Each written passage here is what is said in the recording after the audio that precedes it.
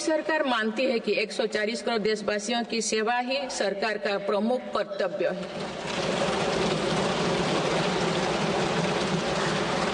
इस दिशा में सरकार पूरी संवेदनशीलता से काम कर रही है। समाज के पिछड़े वर्ग और सफाई कर्मचारियों को आसान लोन मुहैया कराने के लिए पीएम सूरज योजना का विस्तार किया गया है।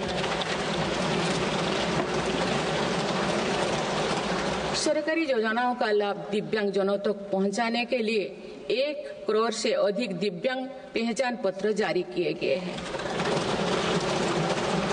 स्वच्छता सैनिकों के लिए चलाई जा रही नमस्ते योजना का विस्तार कर अब स्वच्छता का बीड़ा उठाने वाले भाई बहनों को भी इसमें शामिल किया गया है।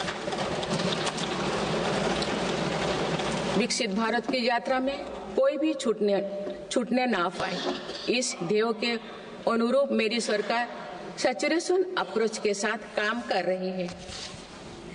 माननीय सदस्यगण, बीता दशक भारत की सांस्कृतिक चेतना के पुनः जागरण का दशक रहा है।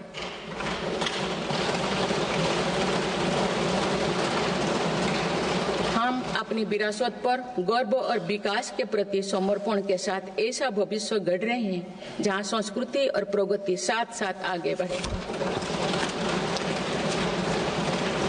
इस वर्ष हम डॉक्टर श्यामा प्रसाद मुखर्जी की 125वीं जयंती मनाए हैं।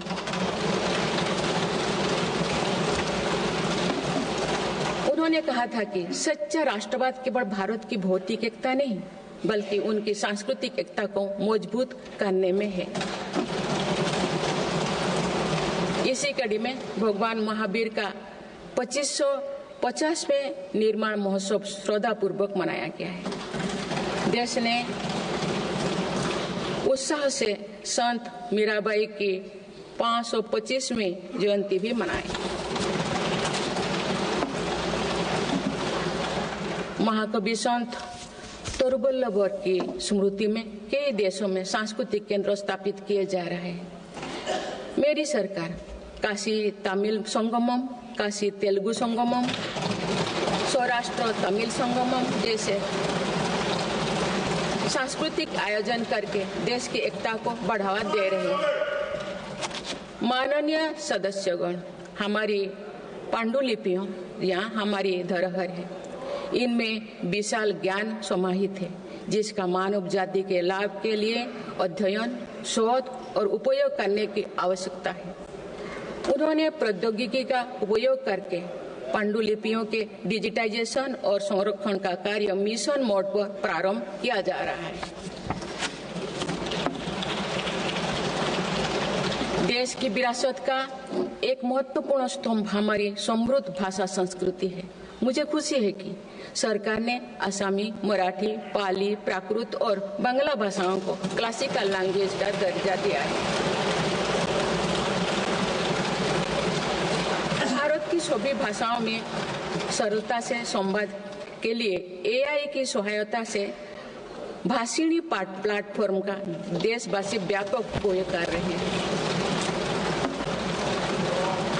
माननीय सदस्यगण, मेरी सरकार के प्रयासों से आज विश्व के सांस्कृतिक मंच पर भारत ने ग्लोबल लीडर की पहचान बनाई है।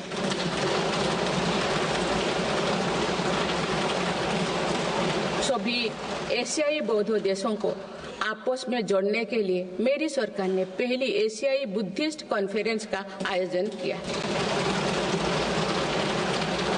पिछले वर्ष वर्ल्ड हेरिटेज कमेटी की बैठक का आयोजन भी भारत में हुआ जिसमें 140 देशों ने भाग लिया। अंतर्राष्ट्रीय योग दिवस के माध्यम से पूरा विश्व आज भारत की योग परंपरा को अंगीकार कर रहा है। माननीय सदस्यगण, प्रगति की भव्य इमारत को नई बुलंदियों तक ले जाने के लिए मजबूत स्तंभों की जरूरत होती है। भारत के विकास के लिए मेरी